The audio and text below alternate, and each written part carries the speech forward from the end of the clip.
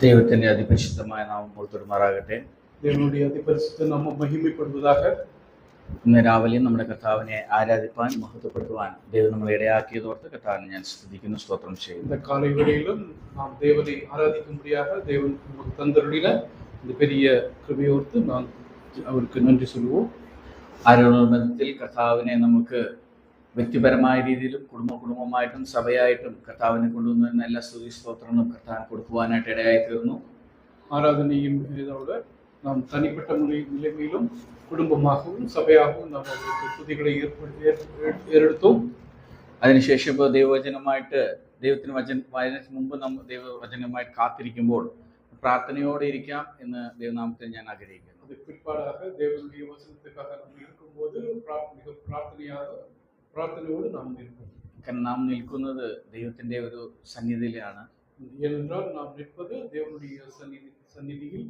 ഇത് വേറൊരു മീറ്റിങ്ങോ അല്ലെങ്കിൽ മറ്റുള്ളൊരു നോർമലായിട്ടുള്ള ഒരു ലെക്ചററോ അല്ലെങ്കിൽ ഒരു ക്ലാസ് മീറ്റിംഗ് ഒന്നല്ല. ഇത് കർത്താവിൻ്റെ സന്നിധിയാണ്. ഇവിടെ ദൈവത്തിൻ്റെ സാന്നിധ്യമുണ്ട്. സംസാരിക്കുന്ന അടിയനും വാക്കുകൾ പഴയ്ക്കാതെ വണ്ണം കർത്താവ് വചനം നൽകുവാനും ദൈവവചനം എനിക്കും നിങ്ങൾക്കും നാം ഓരോരുത്തർക്കും അത് വ്യക്തിപരമായ രീതിയിലും സഭയായിട്ട് പ്രയോജനപ്പെടുവാൻ പ്രാർത്ഥനയോടെ ഭയഭക്തിയോടെ ദൈവസന്നിധിയിലായിരിക്കാം.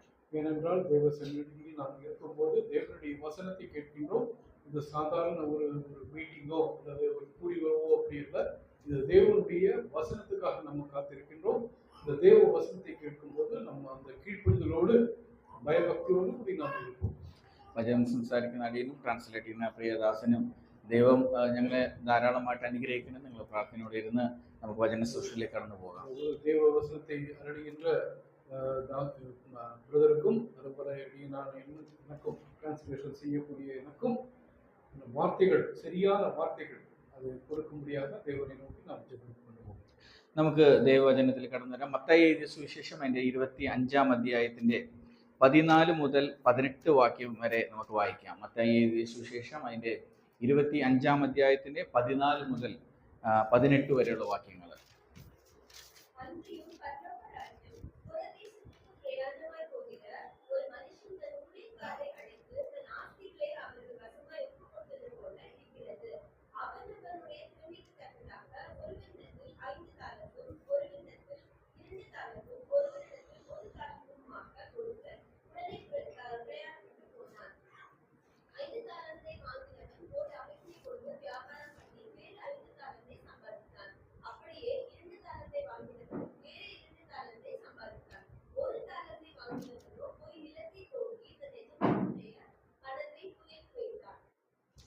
ദൈവം തന്നെ ഈ വാക്കുകളെ നമുക്ക് അനുഗ്രഹിച്ച് നൽകട്ടെ.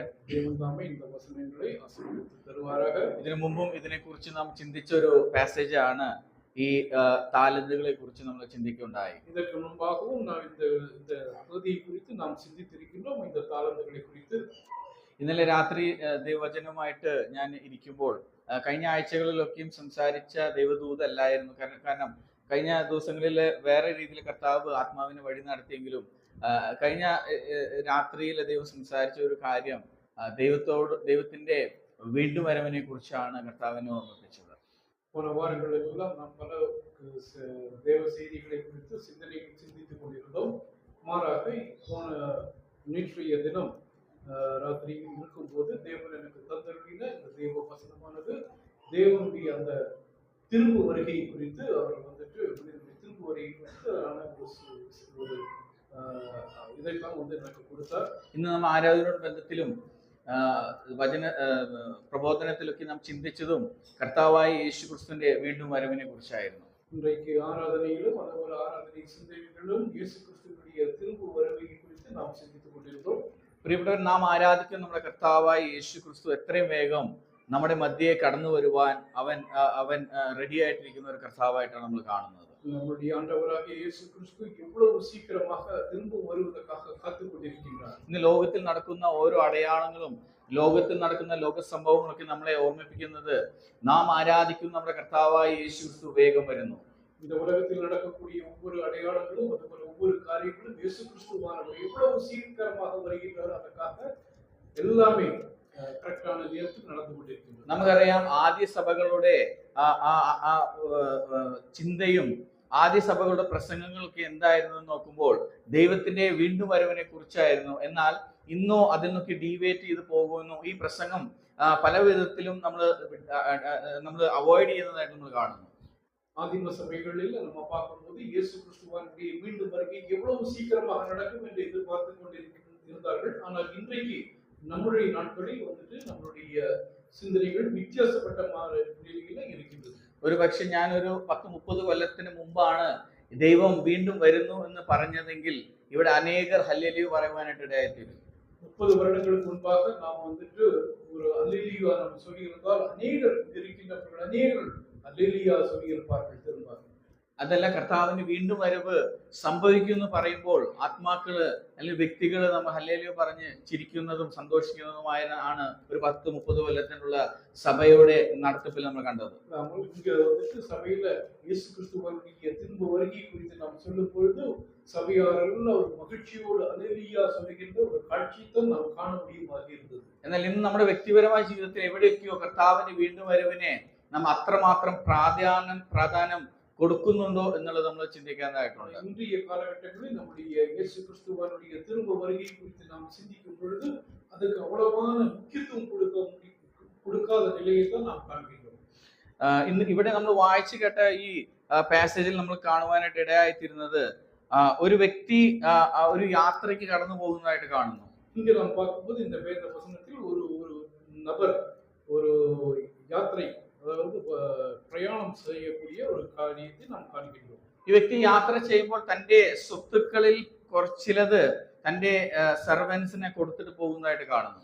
இங்கு அவர் பிரயாணம் செய்யும் போது தன்னுடைய ஊழியக்காரர்களுக்கு அந்த அவைகளை ஆஸ்திகளை கொடுத்து கொண்டு போவதாக நாம் காண்கின்றோம். ഇവിടെ നോക്കുമ്പോൾ ഒരു വ്യക്തിക്ക് 5 താലന്തും മറ്റൊരു വ്യക്തിക്ക് 2 താലന്തും ഒരുവന് 1 താലന്തും കൊടുക്കുവാനായിട്ട് ഇടയായിത്തീരുന്നു. ஒருத்தருக்கு வந்துட்டு இங்கு 5 தாலந்தும், இன்னொருத்தருக்கு 2 தாலந்தும், இன்னொருத்தருக்கு 1 தாலந்தும் கொடுக்கக்கூடிய காட்சியை நாம் காண்கின்றோம். നമുക്കതിന്റെ താഴോട്ട് വാക്യങ്ങൾ മനസ്സിലാക്കുവാനായിട്ട് ഇടയായിത്തീരുന്നത് 5 താലന്ത് ഉള്ളവൻ അവൻ അത് ഇരട്ടിയാക്കുവാനായിട്ട് ഇടയായിത്തീരുന്നു. അതുപോലെ ഈ 2 താലന്ത് ലഭിച്ചവനും ഇരട്ടിയാക്കുവാനായിട്ട് ഇടയായിത്തീർന്നാൽ മൂന്നാമത് ലഭിച്ച 1 താലന്ത് ഉള്ളവൻ അത് താലന്തിന് ഉപയോഗപ്പെടുത്താതെ മണ്ണിലെ കുഴിച്ചിടുന്നതായിട്ട് നമ്മൾ കാണുന്നു. இங்கு பார்க்கும்போது இதுக்கு கீழாக வேத வசனங்களை நம்ம பார்க்கும்போது 5 தாலத்து கிடைத்தவன் வந்து அந்த இரட்டிப்பாக்குகின்றான், 2 தாலத்து வாங்கினவன் இரட்டிப்பாக்குகின்றான். ஆனால் 1 தாலத்து வாங்கினவன் அதை என்ன பண்ணுகின்றான், அதை வந்து இரட்டிப்பாக்காமல் அதை வந்து தன்னுடைய அதை வந்துட்டு മണ്ണിൽ പുതയ്ത്തു വയ്ക്കുന്നதை നാം കണ്ടിട്ടുണ്ട്. പിന്നീട് നമ്മൾ താഴോട്ടുള്ള വാക്യത്തിൽ വായിക്കുമ്പോൾ കുറെ നാളുകൾക്ക് ശേഷം ആ യജമാനൻ തിരിച്ചു വരുന്നതായിട്ട് നമ്മൾ കാണുന്നു. இங்க பின்னாடி பார்க்கும்போது ரொம்ப நாட்களுக்கு பிற்பாடாக அந்த எஜமானன் திரும்ப வருகிறதை நாம் காண்கின்றோம். അപ്പോൾ നമ്മൾ അവിടെ മനസ്സിലാക്കുന്നത് ആ യജമാനൻ ചോദിക്കുമ്പോൾ ആ വ്യക്തി 3 പേരും പറയുന്ന ഒരു ഉത്തരം നമ്മൾ വായിച്ച് മനസ്സിലാക്കുന്നു.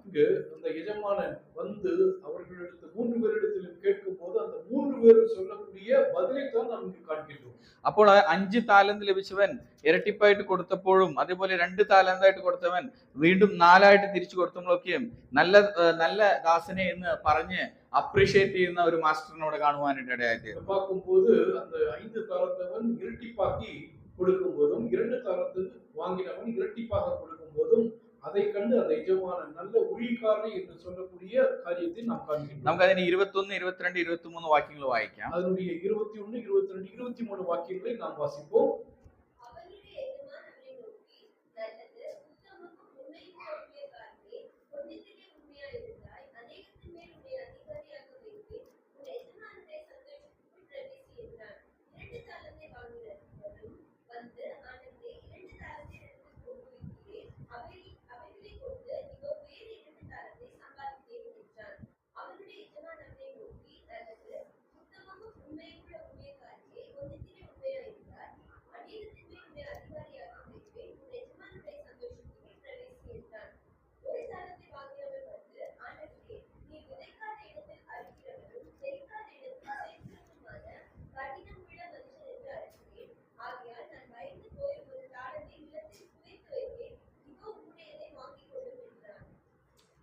ദൈവനാമോത്തരമാറാകട്ടെ.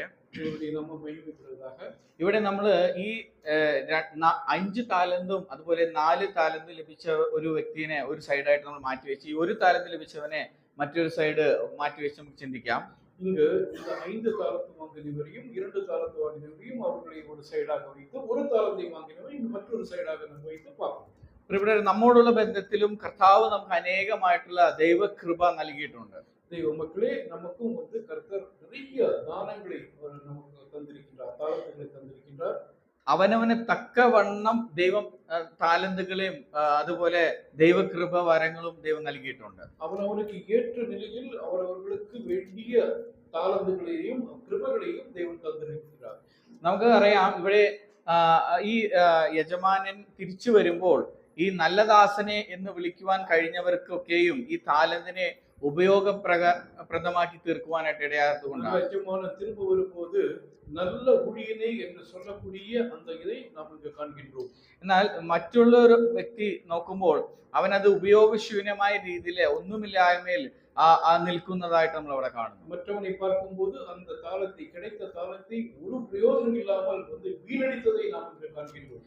ഇതിൽ ഇനി മറ്റൊരു കാര്യം നമ്മളെ വചനം പഠിപ്പിക്കുന്നത് ഈ താലന്ത് ലഭിച്ചപ്പോൾ ഈ 5 താലന്തും അതുപോലെ 2 താലന്ത് ലഭിച്ച വ്യക്തികള് ആ താലന്ത് അവരുടെ സ്വന്തം എന്ന് കരുതുവാനായിട്ട് ഇടയായിത്തീർന്നു, അല്ലെങ്കിൽ ആ താലന്തിനെ സ്നേഹിക്കുവാനായിട്ട് ഇടയായിത്തീർന്നു. இங்கு நம்ம பார்க்கும்போது அந்த 5 தாலந்து வாங்கினவர் 2 தாலந்து வாங்கினவர்களும் அதை தங்களுடைய சொந்தம் என்று அவர்கள் எண்ணினார்கள்.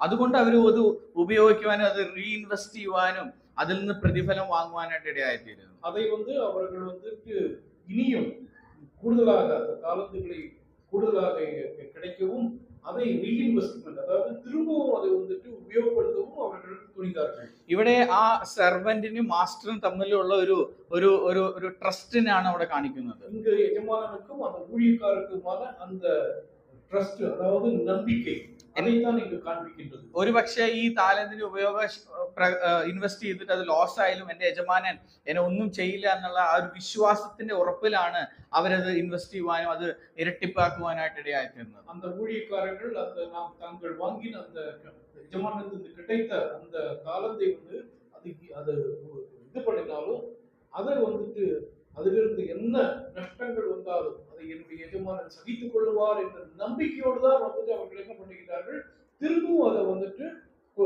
ഉപയോഗപ്പെടുത്തിக்கிறார்கள். ഇവിടെ ഒരു നല്ലൊരു റിലേഷൻഷിപ്പ് ഇവിടെ മാസ്റ്ററും സെർവന്റും തമ്മിലുള്ള ഒരു നല്ലൊരു റിലേഷൻഷിപ്പ് കാണുവാനായിട്ട് ഇടയായിത്തീരും. அது இங்க பார்க்கும்போது அந்த യജമാനനുക്കും ஊழியக்காரருக்கும் இடையிலான அந்த நல்ல உறவை காண்பிக்கின்றது. മറ്റുള്ള ഒരു വ്യക്തിക്ക് അത്ര അങ്ങോട്ട് ട്രസ്റ്റും ആ റിലേഷൻഷിപ്പ് ഇല്ലാത്തതുകൊണ്ട് അവൻ പേടിച്ച് ആ താലന്തിനെ കുഴിച്ചിടുവാനായിട്ട് ഇടയായിത്തീരും. மற்றவன் என்ன பண்ணுகிறான், ஒரு தாளத்து வாங்கினவன் தன்னுடைய எஜமானனுடைய அந்த நம்பிக்கை இழந்தவனாக அதை திரும்பவும் அது அந்த இன்வெஸ்ட் பண்ணும்போது அல்லது அதை உபயோகப்படுத்தப்படும் போது அதனால் ஏதோ ஒரு திண்மைகள் வந்தால் என்னுடைய எஜமானன் என்னை கடித்து விடுவார் என்று அவன் எண்ணி அதை ഉപയോഗമற்றதாக മാറ്റിവിട്ടാണ്. ഇന്ന് നമ്മുടെ ഒരു ബന്ധത്തിൽ കർത്താവായ യേശു ക്രിസ്തു നമ്മളെ ഏൽപ്പിച്ച ചില ദൗത്യങ്ങളുണ്ട് പ്രിയപ്പെട്ടവരെ. കർത്താവായ യേശു ക്രിസ്തു നമുക്ക് കൊടുക്കപ്പെട്ട ചില കാര്യങ്ങൾ നമ്മുടെ வாழ்க்கைയിലുണ്ട്. ഇത് നമ്മുടെ ജീവിതത്തിൽ അത് ഇരട്ടിപ്പാവണില്ല എന്നുണ്ടെങ്കിൽ അതിന്റെ അർത്ഥം നമ്മളും ദൈവം തമ്മിൽ ഒരു നല്ലൊരു റിലേഷൻഷിപ്പിലല്ല എന്നുള്ളതാണ്. ഇതിൽ നമ്മളുடைய அந்த கொடுத்த அந்த தாளந்து இரட்டிப்பாகவில்லை என்றால் அதுல ஏதோ ஒரு குறை இருக்கிறது என்று நாம் புரிந்து கொள்ள வேண்டும். നാം നമ്മുടെ കർത്താവിനെ പൂർണ്ണമായിട്ട് വിശ്വാസത്തോടും കർത്താവ് തന്നത് കർത്താവ് വർദ്ധിപ്പിക്കും എന്നുള്ള വിശ്വാസം ഉണ്ടെങ്കിൽ ഇത് ഉറപ്പായിട്ടും നമ്മൾ നമ്മുടെ താലന്തുകളെ ഉപയോഗമായിട്ട് തീർക്കുവാനായിട്ട് ഇടയായിത്തീരും. കർത്താവ് നമുക്ക് തന്ന താലന്തുകളെ നാം കറക്റ്റാன രീതിയിൽ ഉപയോഗപ്പെടുത്തുമ്പോൾ അത് ഡബിളാകും, അത് ഇരട്ടിപ്പാകും എന്ന നம்பிக்கை പൂർണ്ണമായി നമുക്ക് വേണം. அந்த നம்பிക്കയിൽ നാം അത് കാര്യങ്ങൾ ചെയ്യ வேண்டும். ഇവിടെ നമ്മൾ കാണുവാനിടയായിത്തീരുന്നത് ആ യജമാനൻ ദീർഘ നാളുകൾക്ക് ശേഷം മടങ്ങി വരുന്നതായിട്ട് കാണുന്നു. இங்க பார்க்கும்போது அந்த யஜமானன் ரொம்ப நாட்களுக்கு பின்பாக திரும்ப வருவதாக நாங்கள் காண்கிறோம். അതുപോലെ നമുക്കും നമ്മുടെ ഒരു കർത്താവ് ഈ ലോകത്ത് നിന്ന് കടന്നുപോയതുപോലെ തന്നെ തിരിച്ചു വരുവാനായിട്ട് പോകുന്നു. നമുക്കും നമ്മുടെ യജമാനനായ കർത്താവായ യേശു ക്രിസ്തു ரொம்ப നാட்களுக்கு பின்பாடாக வருவார் என்ற நம்பிக்கை നമുക്കുള്ളത്. നമ്മുടെ ജീവിതത്തിൽ കർത്താവ് ഏൽപ്പിച്ചിട്ടുള്ള അനേക ദൗത്യങ്ങളെ നമുക്ക് കർത്താവിന്റെ സന്നിധിയിൽ എങ്ങനെ വിനിയോഗിച്ചു എന്നുള്ളത് കാണുവാനായിട്ട് സന്തോഷിപ്പാനായിട്ട് അവൻ വീണ്ടും വരുവാനായിട്ട് പോകുന്നു. അതേമാതിരി നമ്മുടെ കർത്താവായ യേശു ക്രിസ്തുവും நமக்கு அவர் ஏற்பித்த அந்த காரியங்கள், அவர் கொடுத்த அந்த தாளந்துகள் எப்படி நம்ம முறையாக நம்ம வந்து ഉപയോഗപ്പെടുത്തുகிறோம் என்பதை காண்பதற்காகவும் அதை கண்டு மகிழ்ச்சி அடைவதற்காகவும் அவர் திரும்ப வருகின்றார். എങ്ങനെ വിനിയോഗിക്കുന്നു എന്നതും കർത്താവ് അത് അപ്രീഷിയേറ്റ് ചെയ്യുന്നതായിട്ട് നമ്മൾ മനസ്സിലാക്കണം. நாம் எப்படி அதை உபயோகிக்கின்றோம் என்பதையும் அதை பார்த்து அவர் வந்துட்டு அப்ரிஷியேட் நம்மளே வந்துட்டு ரொம்ப அப்ரிஷியேட் பண்ணக்கூடிய ஒரு கர்த்தராக நம்முடைய ஆண்டவர் இருக்கின்றார். നമ്മുടെ കർത്താവായ യേശുക്രിസ്തുവിന്റെ വീണ്ടുവരവിനെ തട ചെയ്യുവാനായിട്ട് ഈ ലോകത്തിലുള്ള ഒരു ശക്തിക്കും കഴിയാത്ത ഒരു കാര്യം എന്ന് നമ്മൾ അറിഞ്ഞിരിക്കുന്നു. நம்முடைய கர்த்தராகிய இயேசு கிறிஸ்து அவருடைய திரும்ப வருகையை எந்த சக்தியால் உலகத்தில் உள்ள ஒரு சக்தியால் தடுத்து நிறுத்த முடியாது என்பதை நாம் அறிந்திருக்கின்றோம். ഇന്ന് അനേക റിസർച്ച് സയന്റിസ്റ്റുകള് അതുപോലെ നാസ പോലത്തുള്ള ആ സംഘടനകളൊക്കെയും പലവിധമായ റിസർച്ച് നടത്തിയാലും ഈ ഒരു പ്രോസസ്സിനെ ഒരിക്കലും തട ചെയ്യുവാനായിട്ട് ഇടയായി തീരില്ല. உலகத்திலுள்ள ஏனைய விஞ்ஞான கேந்திரங்களும் அதேபோல சயின்ஸ் அதுபோல நாசா மற்றுள்ள எல்லா ஸ்தாபனங்களும் அதை குறித்து நிறைய ரிசர்ச் அறிவியல் ஆராய்வுகள் செய்தாலும் இந்த இயேசு கிறிஸ்துவினுடைய வருகையை தடை செய்ய யாராலும் முடியாது. നമുക്കറിയാം ഇസ്രായേലിലെ അയൺ ഡോൺ ഉണ്ട് നമ്മൾ മനസ്സിലാക്കുവാനായിട്ട് ഇടയായി തീർന്നു. നമുക്ക് தெரியும் ഇസ്രായേലിനുடைய അയൺ ഡോം എന്ന ഇരുമ്പ് കവചം. എന്നാൽ അതുപോലെ എത്ര എണ്ണം നിങ്ങൾ സൃഷ്ടിച്ചാലും മനുഷ്യനിർമ്മിതമായ ഒന്നിനെയും അല്ലെങ്കിൽ ശത്രുവായ സാത്താൻ എന്ത് തന്നെ ഇതിനെ തടയായിട്ട് നിന്നാലും നമ്മുടെ കർത്താവായ യേശു ക്രിസ്തുവിന്റെ വീണ്ടും വരവിനെ തട ചെയ്യുവാനായിട്ട് ഒരു ശക്തിക്കും കഴിയില്ല പ്രിയപ്പെട്ടവർ. നമുക്ക് தெரியும் இந்த அயன் டோமோ அதனுடைய எந்த காரியமாக இருந்தாலும் உலகத்திலுள்ள எந்த புத்திக்குள்ள எந்த இதா இருந்தாலும் அவைகளெல்லாம் ஒன்றாலும் இயேசு கிறிஸ்துவுடைய திரும்ப வருகையை தடை செய்ய யாராலும் முடியாது. കാരണം ഇത് നമ്മളെ ചേർത്തുകൊള്ളുവാൻ വരുന്ന ദൈവസഭയെ ചേർത്തുകൊള്ളാൻ വരുന്ന ഒരു വീണ്ടും വരവാണ്. ഇത് കർത്താവായ യേശു ക്രിസ്തു തന്റെ സഭയെ മണവാട്ടിയായ സഭയെ ചേർത്തുകൊള്ളുവதற்காக வருகை. ഇവിടെ നമ്മുടെ ഒരുക്കമാണ് കർത്താവ് നമ്മളിൽ നിന്ന് ആഗ്രഹിക്കുന്നത്. നമ്മളുடைய சேர்க்கை அவரைதான் வந்துட்டு கர்த்தராகிய இயேசு கிறிஸ்து நம்மை சேர்ப்பதற்காகத்தான் அவர் வருகின்றார். അതിനോടൊരു ബന്ധത്തിൽ ഒരു വാക്യം വായിക്കുവാനായിട്ട് 1 തെസ്സലോനിക്കൻസ് അതിന്റെ 4-ാം അധ്യായത്തിന്റെ 13 മുതൽ ഉള്ള വാക്യങ്ങൾ വായിക്കുവാനായിട്ട് ആഗ്രഹിക്കുന്നു. 1 തെസ്സലോനിക്കർ 4-ാം അധ്യായം யாராவது வாசிச்சா நல்லா இருக்கும். അതിന്റെ 13 മുതലുള്ള വാക്യങ്ങൾ. 4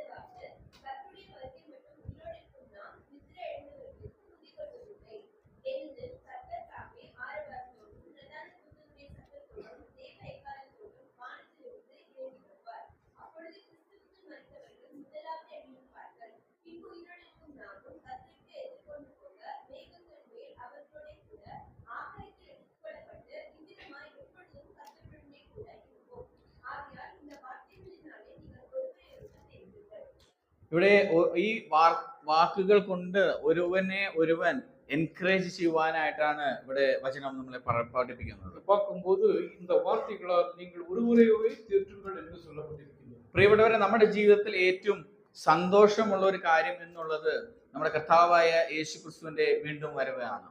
பிரியமானவர்களே, நம்முடைய வாழ்க்கையில் கர்த்தராகிய இயேசு கிறிஸ்துவினுடைய திரும்ப வருகை தான் வந்துட்டு ரொம்ப மகிழ்ச்சியான காரியமாக இருக்கின்றது. നമ്മുടെ ജീവിതത്തിൽ നടക്കാനിരിക്കുന്ന ഏറ്റവും വലിയൊരു ഫെസ്റ്റിവൽ ആണ് നമ്മുടെ കർത്താവായ യേശു ക്രിസ്തുവിന്റെ വീണ്ടും വരവ്. நம்மளுடைய வாழ்க்கையில் நடக்கக்கூடிய மிகப்பெரிய ஒரு பண்டிகையாக இந்த இயேசு கிறிஸ்துவினுடைய திரும்ப வரவு இருக்கிறது. നമ്മുടെ കർത്താവായ യേശു ക്രിസ്തു എങ്ങനെ വരും എന്ന് വചനം നമ്മളെ കാണിക്കുന്നത് അവൻ ഒരു വലിയ ശബ്ദത്തോടെ വരുവാനായിട്ട് ഇടയായിത്തീരുന്നു. നമുക്ക് பார்க்கும்போது தேவனுடைய வருகை என்பது ஒரு பெரிய ஆரவாரத்தோடு பெரிய சத்தத்தோடு கூடியதாக இருக்கின்றது. പിന്നെ പ്രധാന ദൂതന്റെ ശബ്ദത്തോടും എന്ന് നമ്മൾ വായിക്കുവാനായിട്ട് ഇടയായിത്തീരുന്നു. പ്രധാന ദൂതനുடைய சத்தத்தோடு கூடி இருக்கும் என்று நாம் காண்கின்றோம். പിന്നെ ദൈവത്തിന്റെ കാഹള ധ്വനിയോട് കൂടെ பின்பாடாக கர்த்தருடைய தேவ எக்காலத்தோடும் வானத்திலிருந்து இறங்குவார் என்று காண்கின்றோம். ഈ ചിന്തകൾ മാത്രം ചിന്തിച്ച് ഞാൻ ഇരിക്കുവാനായിട്ട് ആഗ്രഹിക്കുന്നു. இந்த சிந்தனைகளை மட்டும் நான் சிந்தித்து இருக்க நான்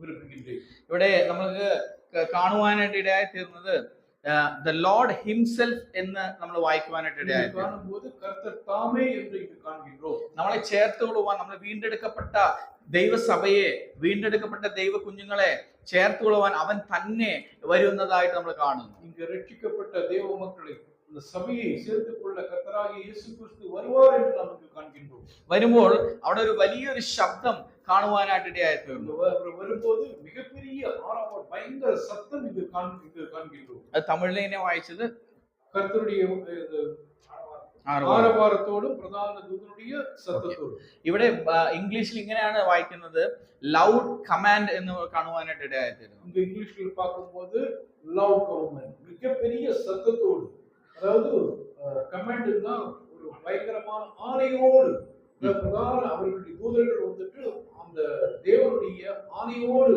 சத்தத்தோடு வருவார். ഈ ലൗഡ് കമാൻഡ് എന്ന് ഞാൻ ഇവിടെ വായിച്ച് മനസ്സിലാക്കുമ്പോൾ ദൈവാത്മാവ് എന്നെ കൊണ്ടുപോയ ചിന്ത ലാസറിന്റെ കല്ലറയുടെ മുമ്പ് ദൈവം വന്ന ഒരു സിറ്റുവേഷൻ ആയിരുന്നു. இதை குறித்து சிந்திக்கும் போது என்னுடைய சிந்தனைகள் வந்துட்டு லாசருடைய லூக்காவில் எழுதியிருக்கின்ற அந்த லாசருடைய கல்லறையில் அவர் போய் எழுப்புகின்ற அந்த சத்தத்தை குறித்து தான் நான் நினைத்தேன். അവിടെ ചെന്നിട്ട് കർത്താവായ യേശു ക്രിസ്തു ഇതേ ലൗഡ് കമാൻഡിലാണ്, ഒരു ശബ്ദത്തിലാണ് വിളിച്ചു കാണാൻ ലാസറെ പുറത്തു വരിക എന്നുള്ളത്. அங்கு அவர் கடந்து சென்று அந்த கல்லறைக்கு முன்பாக நின்று பெருத்த சத்தத்தோடு லாசரே எழுந்து வா என்று ആണയിട്ട് കൂറുകിன்றார். ആ ശബ്ദം ആ കല്ലറയിൽ കിടന്ന ലാസറിന്റെ ജീവനെ പുതുപ്പിക്കുവാനും അവൻ ജീവനോടെ എഴുന്നേൽപ്പാനുമായിട്ട് ഇടയായിത്തീരുന്നു. அந்த சத்தமானது, பெரும் சத்தமானது லாசருடைய உயிரற்ற சரீரத்துக்கு உயிரை கொடுத்து அவனை எழுப்பக்கூடியதாக இருந்தது. ഒരുപക്ഷെ കർത്താവ് ലാസറെ ഉയർത്തെഴുന്നേറ്റ് വാ എന്ന് പറയാതെ മരിച്ചവനെ ഉയർത്തെഴുന്നേറ്റ് വാ പറഞ്ഞെങ്കിൽ അനേക കല്ലറകൾ അന്ന് തുറന്നു കാണും. இன்றைக்கு லாசரே அந்த பேர் சொல்லாமல், லாசருடைய பேர் சொல்லாமல் உயிர்த்தெழுந்து வா, மரணத்திலிருந்து உயிர்த்தெழுந்து வா என்று அவர் சொல்லியிருந்தார். அநேக மரித்தவர்கள் அந்த ഉയർത്തെഴുന്നേൽപ്പാர்கள். എന്നാൽ ഇവിടെ അതേ ശബ്ദമാണ് നമ്മുടെ കർത്താവിന്റെ വീണ്ടും വരവില് നമ്മൾ കേൾക്കുവാനായിട്ട് പോകുന്നത്. பார்க்கும்போது அதே சத்தத்தோடு தான் கர்த்தராகிய இயேசு கிறிஸ்து திரும்ப வருவார். നാം ഒരുപക്ഷെ മരിച്ച് മൺമറഞ്ഞു പോയില്ലെങ്കിൽ നാം ഈ ശബ്ദത്തെ കേൾക്കുവാനായിട്ട് ഇടയായിത്തീരും. நாமும் மரித்து இந்த மண்ணோடு மண்ணாக கலந்திராவிட்டால் நாம் வந்துட்டு அந்த சத்தத்தை நாம் கேட்போம். അങ്ങനെയാണെങ്കിൽ ഈ ശബ്ദത്തെ കേട്ടാൽ നാമും മരുരൂപം പ്രാപിച്ച് നാം ദൈവസന്നിധിയിൽ എഴുന്നേൽപ്പാനായിട്ട് ഇടയായിത്തീരും. அப்படியாக இந்த அந்த சத்தத்தை, தேவனுடைய அந்த சத்தத்தை நாமும் கேட்டிருந்தால் திரும்ப நாமும் வந்துட்டு நம்ம உயர்த்தெழுந்திருப்போம். അതിനുശേഷം നമ്മൾ കാണുന്നത് പ്രധാന ദൂതന്റെ ഒരു ശബ്ദം. அதுக்கு பிற்பாடாக நாம் பார்க்கும்போது பிரதான தூதனுடைய சத்தம். ഇവിടെ ആർച്ചേഞ്ചൽ എന്നാണ് ഇംഗ്ലീഷിൽ രേഖപ്പെടുത്തിയിരിക്കുന്നത്. இங்க பார்க்கும்போது ஆர்க்கேஞ்சல், அந்த பிரதான தூதன் என்றுதான் நாங்கள் எழுதுகிறோம். ഈ പ്രധാന ദൂതൻ എന്ന് ഉദ്ദേശിക്കുന്നത് മിഖായിലിനെ കുറിച്ചാണ് നമ്മൾ മനസ്സിലാക്കേണ്ടതായിട്ടുണ്ട്. பிரதான தூதன் என்று நாம் இங்க படிக்கும்போது அதனுடைய பொருள் வந்து மிகாயில், அதாவது மிகாயில் தூதன், தேவதூதன் என்று காண்கின்றோம். ഈ മിഖായിൽ ദൂതൻ വന്നിട്ട് യുദ്ധത്തെ നയിക്കുന്ന ഒരു ദൂതനാണ് മിഖായിൽ. மிகாயில் தூதன் என்பவன் யுத்தங்களை நடத்தக்கூடியவராக இருக்கிறார், முன்னின்று நடத்தக்கூடியவராக இருக்கிறார். എന്തിനാണ് ഈ മിഖായിലിനെ വിളിച്ചിട്ട് കർത്താവ് വരുന്നത് നമ്മൾ നോക്കുമ്പോൾ, നമ്മളെ വീണ്ടെടുക്കുമ്പോൾ സാത്താന്റെ അനേകമായിട്ടുള്ള ഒരു ഒരു ഒരു പൈശാചിക മണ്ഡലങ്ങളുടെ പ്രവൃത്തികൾ അവിടെ കാണുവാനായിട്ട് ഇടയായിത്തീരും. ஏன் இந்த மிகாயிலோடு வருகிறார் என்று பார்க்கும்போது, அவர் திரும்ப வரும்போது அநேக அந்த சாத்தானுடைய சக்திகள் இதற்கு எதிராக நிற்கும். அதை வந்துட்டு அந்த போரில் வந்துட்டு அவைகளை தோற்கடிப்பதற்காகத்தான் வந்துட்டு മിഖായിലോട് അവർ വരുகிறார். ദൈവത്തിന്റെ സർവ്വ സൈന്യത്തെയും വിളിച്ച് പ്രധാന ദൂതനായ മിഖായിലിനും ആ സൈന്യത്തെ നയിക്കുന്നവനെയും വിളിച്ചിട്ടാണ് കർത്താവ് നമ്മളെ ചേർത്ത് കൊള്ളുവാനായിട്ട് അടുത്തത്. പിന്നീട് നമുക്ക് കാണുവാനായിട്ട് ഇടയായിത്തീരുന്നത് കർത്താവിന്റെ കാഹളധ്വനി.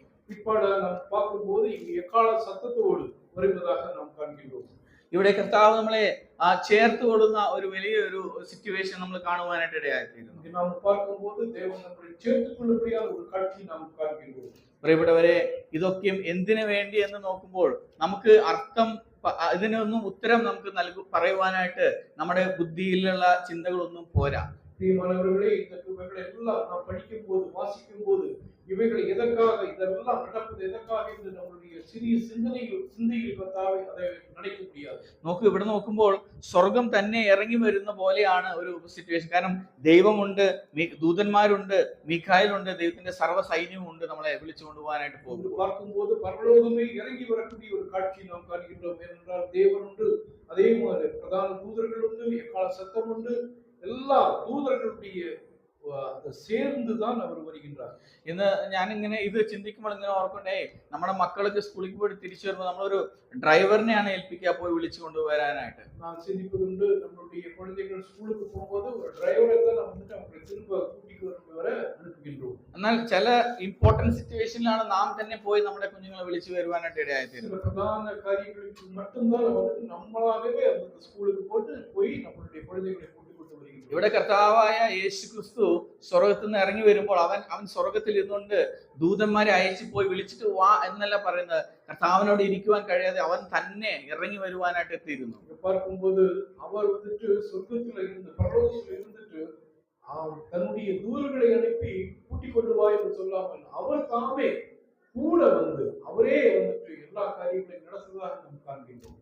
എത്ര വലിയ ദൈവം നമ്മുടെ മുമ്പാകെ എത്ര ഭയഭക്തിയോടെ കർത്താവിന്റെ സന്നിധിയിൽ നടന്ന് ആയിരിക്കണം എന്ന് ഓർക്കേണ്ടതായിട്ടുണ്ട് പ്രിയപ്പെട്ടവരെ. பெரிய தேவனுக்கு முன்பாக அவர் வந்துட்டு நம்ம வந்து அவரை இதை பண்ணும்போது எவ்வளவு பயபக்தியோடு எவ்வளவு ஆராதனையோடு நம்ம இருக்க வேண்டும். കാരണം ദൈവം പുറപ്പെട്ടു കഴിഞ്ഞാൽ ദൈവത്തിന്റെ സൈന്യവും അവന്റെ പിന്നാലെ അവന്റെ ദൂതഗണങ്ങളും പിന്നാലെ പുറപ്പെടുന്നു എന്നാണ് ഇവിടെ നമ്മൾ വായിച്ച് മനസ്സിലാക്കുന്നത്. தேவன் புறப்படும் போது தேவனோடு சேர்ந்து அந்த பரலோகத்தில் இருக்கின்ற அனைத்து தேவ தூதர்களும் அந்த தேவ கணங்கள் எல்லாம் சேர்ந்து வருவதாக நாம் കാരണം നമ്മൾ അത്രമാത്രം സ്പെഷ്യൽ ആണ് കർത്താവിന്. അതുകൊണ്ടാണ് അവൻ തന്നെ അവൻ ദൂതന്മാരുടെ കൂടെ നമ്മളെ ചേർത്ത് കൊണ്ടുപോകാനായിട്ട് വരുന്നത്. നാം അവരുടെ பார்வைக்கு மிகவும் பிரியமுள்ளவராக இருக்கின்றோம். அதனாலதான் அவர் வந்துட்டு எல்லாரும் அவரோடு சேர்ந்து ദൂതഗണം எல்லாரும் சேர்ந்து வருவதாக நாம் காண்கின்றோம். എന്നാൽ ഇതിനു മുമ്പ് 2000 വർഷങ്ങൾക്ക് മുമ്പ് നമ്മുടെ കർത്താവായ യേശു ക്രിസ്തു ലോകത്തേക്ക് വരുമ്പോൾ ദൂതന്മാരെയോ സർവ്വസൈന്യത്തെയോ വിളിക്കാതെയാണ് അവൻ വന്നത്. ஆனால் 2000 வருஷங்களுக்கு முன்பாக அவர் தன்னுடைய தூதர்களையோ மற்ற ஒன்றுமே இல்லாமல் தனி மனிதனாக இருந்தார். അവൻ ഒരു അധികാരത്തെയും കാണിക്കാതെയാണ് നമ്മളെ വീണ്ടെടുക്കുവാനായിട്ട് സ്വർഗത്തിൽ ഈ ഭൂമിയിലേക്ക് കടന്നു വരുവാനായിട്ട് ഇടയായത്. நம்முடைய அதிகாரத்தை ஒன்றும் காட்டாமல் தனி மனிதனாக சாதாரண மனிதனாக இந்த உலகத்துக்கு கடந்து நம்முடைய ரட்சிப்பை தருவதற்காக வந்தார். അവൻ ആ കാൽവരി ക്രൂശിലെ നമുക്ക് വേണ്ടി പിടഞ്ഞു മരിക്കുമ്പോൾ സർവ്വ സൈന്യത്തെയും സ്വർഗത്തിൽ ഒതുക്കി വെച്ചുകൊണ്ട് അതൊക്കെ മൗനമാക്കിക്കൊണ്ട് അതൊക്കെ ശൂന്യം അല്ലാത്ത രീതിയിൽ പ്രവർത്തിക്കുവാൻ കമാൻഡ് കൊടുക്കാതെ വണ്ണം അവൻ മൗനമായി സകലവും സഹിക്കുവാനായിട്ട് ഇടയായത്. அவர் தனியாக இந்த வந்தபோது அவர் தன்னுடைய தூதகணங்களையோ மற்ற பரலோகத்தில் இருக்கின்ற ஒரு சேனைகளையும் கூட்டி வராமல் தனிமனிதனாக வந்து கட்டங்கள் சகித்து நமக்காக நம்முடைய ரட்சிப்புக்காக அவர் ഒരുപക്ഷെ മീഖായേൽ ദൂതനെ ദൈവം ഒരു കമാൻഡ് കൊടുത്തിട്ടുണ്ടെങ്കിൽ ഈ ദൈവ കുഞ്ഞാടിനെ ആ ക്രൂശിൽ നിന്ന് തന്നെ ദൈവം എടുത്ത് സ്വർഗത്തിലേക്ക് കൊണ്ടുപോകാനായിട്ട് ഇടയായിത്തീരും. இல்லாமல் தேவதூதனுக்கு அந்த மிகாயேலுக்கு தான் ஒரு கமாண்ட் கொடுத்திருந்தால் அந்த சிலுவையில் இருக்கின்ற அந்த ஆட்டுக்குட்டியானவரை அவரை மீட்டு அவருக்கு வந்துட்டு அவரால் மிகாயேலால முடிந்திருக்கும். എന്നാൽ നാം ആരാധന ചിന്തിച്ചതുപോലെ കണ്ടാൽ ആളല്ല എന്ന് തോന്നുമ്പോൾ വിരൂപമായി തീരുവാനായിട്ട് ഇടയാറുന്ന കർത്താവിനെ സ്വർഗം കാണുമ്പോഴും ദൈവം അവിടെ മൗനമായിട്ട് സഹിക്കുവാനായിട്ട് ഇടയായിരുന്നു. ആരാധനയെ ചിന്തിച്ച വണ്ണமாக அந்த தேவ ஆட்டுக்குட்டியானவர் சகலத்தையும் சகித்து நமக்காக நம்முடைய ரட்சிப்புக்காக எல்லாம் சகித்து தேவனுடைய அந்த பரலோகத்தில் இருக்கின்ற ஒன்றையும் இது பண்ணாம அவர் நமக்காக கொடுத்தார். ഈ ദൈവം നമ്മളെ ചേർക്കൊള്ളുവാനായിട്ട് വീണ്ടും വരുമ്പോൾ എത്രമാത്രം സ്നേഹത്തോടും ഒരുക്കത്തോടു കൂടി നാം ആയിരിക്കണമെന്ന് നാം ഇന്നത്തെ ദിവസം നമുക്ക് ചിന്തിക്കാം. இந்த மாதிரி நாம் வந்துட்டு நம்மளுடைய தேவன் திரும்ப வந்து நம்மளை கூட்டி சேர்க்கும் போது நம்ம எவ்வளவு ஒழுக்கத்தோடு நம்ம வந்துட்டு அதுக்காக காத்து கொண்டு இருக்க வேண்டும். நாம் சபையாக நாம் எப்படி ஒரு மனவாட்டி சபையாக நாம் എപ്പോഴും ഒരുക്കത്തോടെ നാം കാത്തിരിക്ക வேண்டும். ദൈവം തന്ന താലന്തുകളെല്ലാം കർത്താവിന് വിനിയോഗിച്ച് ദൈവം തന്ന കൃപകളെല്ലാം കർത്താവിന്റെ രാജ്യത്തിന് വേണ്ടി ഉപയോഗം ചെയ്തവരായിട്ട് ദൈവസന്നിധിയിൽ അനേക ആത്മാക്കളെ നേടിക്കൊണ്ട് ഈ ലോകത്തിൽ നിന്ന് വിട പറഞ്ഞ് നമുക്ക് പോകണമെങ്കിൽ കർത്താവിന്റെ സന്നിധി നമ്മൾ തന്നെ ഏൽപ്പിച്ചു കൊടുത്ത് ദൈവത്തിന്റെ കൃപകളെ നമുക്ക് പ്രാപിക്കാം. தேவன் தந்த அந்த தாளந்துகளை தேவனுடைய ராஜ்யத்துக்காக, அந்த ராஜ்யத்தினுடைய கட்டுமானத்துக்காக நாம் உபயோகித்து அவருடைய வருகைக்காக காத்திருந்து അവരോട് ചേർന്ന് നിത്യകാലങ്ങളാக നാം വാഴും. ഇന്നല്ലെങ്കിൽ നാളെ നാം ഈ ലോകത്തിനെ വിട പറയേണ്ട ഒരു നാള് നമ്മുടെ ജീവിതത്തിൽ ഉണ്ട് പ്രിയപ്പെട്ടവരെ. നാളേക്ക് இந்த உலகத்தில் நாம் விடைபெற்றே ஆக வேண்டும். അന്ന് വെറും കൈയായിട്ട് ദൈവസന്നിധിയിൽ നിൽക്കാതെ വേണം കർത്താവിന്റെ സന്നിധിയിലെ അനേക ആത്മാക്കളെ നേടിയവരായിട്ട്, കർത്താവ് തന്ന കൃപകളിലെ നമ്മൾ വളർന്നവരായിട്ട് ദൈവസന്നിധിയിലായിരിക്കുവാൻ ദൈവാത്മാവ് നമ്മളെ ഓരോരുത്തരെയും സഹായിക്കട്ടെ. நாம் இங்கிருந்து கடந்து போகும்போது வெறும் கையாக தேவனுடைய சந்நிதியில் போகாமல் அநேக ஆத்மாக்களை நேடியவர்களாக, அநேக ஆத்மாக்களை நாம் வந்துட்டு அந்த பாவத்திலிருந்து, அந்த குடியிலிருந்து அவர்களை மீட்டுக் கொண்டவர்களாக தேவ சந்நிதியில் கடந்து சென்று தேவனோடு சேர்ந்து வாழ்வோம். മരിച്ചാലും ജീവിച്ചാലും നാം നമ്മുടെ കർത്താവ് യേശു ക്രിസ്തു വീണ്ടും വന്നാലും നമുക്ക് ലാഭം എന്ന് പറയുവാനായിട്ട് കഴിയും. കാരണം നമുക്ക് കർത്താവ് സ്വർഗം നമുക്ക് സ്വന്തമായിട്ട് നൽകി പ്രിയപ്പെട്ടവരെ. നാം മരിച്ചാലും വാഴ്ത്താലും ലാഭം എന്ന് യേശു ക്രിസ്തുവിൻ നാമത്തെ മഹിമപ്പെടുത്തിക്കൊണ്ട് അവരോട് ചേർന്ന് വാഴുന്നു. മത്തായി സുവിശേഷം അതിന്റെ 28-ാം അധ്യായത്തിന്റെ 19 വാക്യത്തിൽ വായിക്കുമ്പോൾ പുറപ്പെട്ടു പോയി ദൈവത്തിന്റെ സുവിശേഷത്തെ പ്രസംഗിക്കുവാനായിട്ടാണ് ദൈവം പറഞ്ഞിട്ട് പോയിരിക്കുന്നത്. 28-ാം മത്തായി എഴുതിയ സുവിശേഷത്തിലെ 28-ാം അധ്യായത്തിൽ 10 വചനങ്ങളെ നാം വാസിക്കുമ്പോൾ அவர் என்ன சொல்கிறார்? கடந்து சென்று சகல ஜாதிக்கும் சுவிசேஷத்தை அறிவிங்கள். சுவிசேஷத்தை அறிவித்து அவர்களை സഭയോട് ചേർത്ത് കൊള്ളുക. ഇവിടെ നമ്മൾ ഇതിനു മുമ്പ് വായിച്ച ആ മാസ്റ്റർ അവർക്ക് 5 താലന്തുകളും 2 താലന്തും 1 താലന്താണ് കൊടുത്തിട്ടുണ്ടെങ്കിൽ, എന്നാൽ നമ്മുടെ കർത്താവായ യേശു ക്രിസ്തു ലോകത്തിൽ നിന്ന് കടന്നു പോകുമ്പോൾ നമ്മൾക്ക് ഏൽപ്പിച്ച ഒരു കമാൻഡ് ഉണ്ട്, പോയി സുവിശേഷം പ്രസംഗിക്കുക എന്നുള്ളത്. பார்க்கும்போது 5 தாளத்தும் 2 தாளத்தும் 1 தாளத்தும் அங்கே நாம் வாசித்தோம். இங்க பார்க்கும்போது கிறிஸ்துவானவர் நம்மளுக்கு சொல்லியிருக்கிறது, சுவிசேஷத்தை போய் அறிவியுங்கள்.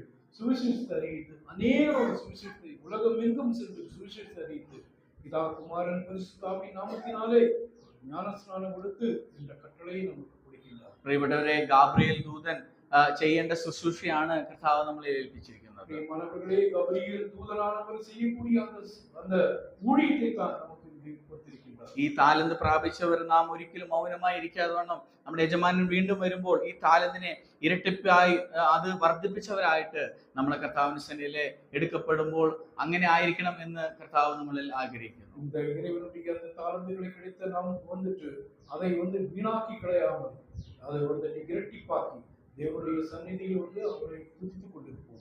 ഈ വാക്യങ്ങളാൽ ദൈവം നമ്മളെ അനുഗ്രഹിക്കട്ടെ. ദൈവത്തിന് നാം മാത്രം മഹത്വപ്പെടുമാറാകട്ടെ. இந்த வாக்கியங்களால் தேவன் தாமே ஆசீர்வதிப்பாராக. தேவனுடைய நாமம் மகிமைப்படுவதாக.